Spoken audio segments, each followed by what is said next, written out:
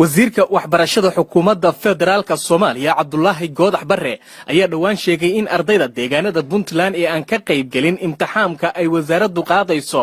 aan la sii doonin shahaadada dugsiga sare. haddaba dadka ku dhaqan magaalada Gaalkacyo ee xarunta gobolka Mudug ayaa waxay aragtidooda ka dhiibteen sida ay u arkaan khilaafka dhanka waxbarashada ee u dhaxeeya Puntland iyo wasaaradda waxbarashada dawladda federaalka. runtii waxa aad looga xumaadaa oo qof walba oo damiir leh uu ka dhiidiyaa kayskan soo laalaabanaya ee dadka mustaqbalkooda lagu ciyaarayo. dabcan qof wax soo baranayay muddo badan ardayga wax soo baranayay ay jirin cid dawlad xageed ah oo wax ka taageeri jiray qalin iyo buug ama se dhan mushahaar baha ahaatee macallin laga siiyo intaba ay hooyadiisa aabihiisa hoos imaanayeen aan ognahay xaaladda dalka iyo dadka waalidka waxa ay ka shaqaynayeen. ardaygaas hadduu xanuunsadana uusan helayna caafimaad laakiin caafimaadkiisa ay qaabilsanayaan waalidkiisa in haddana kayskiisii shahaado ee mustaqbalkiisa la geliyo wada hadal kaasoo waliba aan dan u ahayn ardayga wax baranaya. marka xaqiiqdii markaan laga hadlo Goodax Barre ama se wasiirada waxbarashada ay kaleeto dhamaantood caruurtooda waxay joogaan dibadda Canada wada joogaan America joogaan meelaha kale ama Mareykan marka ayagoo ciyaalkooda halka ku raaxaysanayaan dabcan ayaga shahaado la aqoonsan iyo international haystaan ayaa waxa mustaqbalkiisa hoos la gelinaya ilmo yar ee waqti badan soo dhibaato soo marayay Soomaaliya. dabcan waxaan kaloo aad u la yaabay wasiir Goodax Barre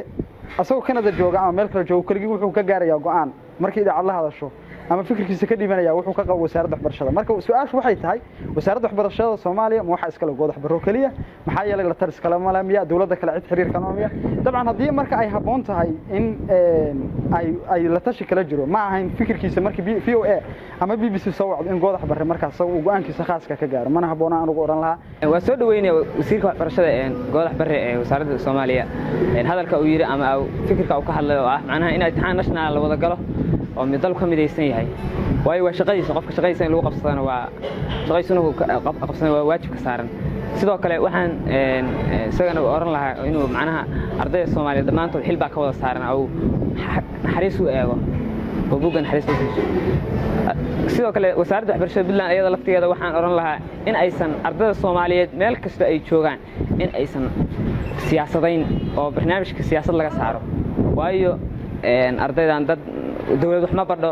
dad masaakiin oo waarida ku dhinta oo wax ku bixiyo oo maamooyin baa yaanyadooda ku koriyay ciyaalka yarka wax ku bara. madaxweyne Farmaajo markii uu Puntland imaanayay min Boosaaso ilaa Gaalkacyo dadkii laamiyada u safnay caleemaha qoyin ku soo dhaweynayay waxa ugu badnaa oo sida ay rafaadka marayay oo intaas oo saacadood qorraxda u taagnaa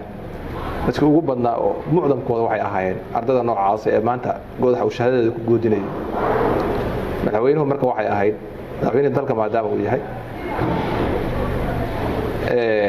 waxaana ay tahay mustaqbal ubax soo koraya Soomaaliyeed ee Puntland aysan gooni u lahayn waxay ahayd arintaas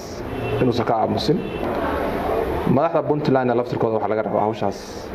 inay si dhiibliya ay uga fikiraan.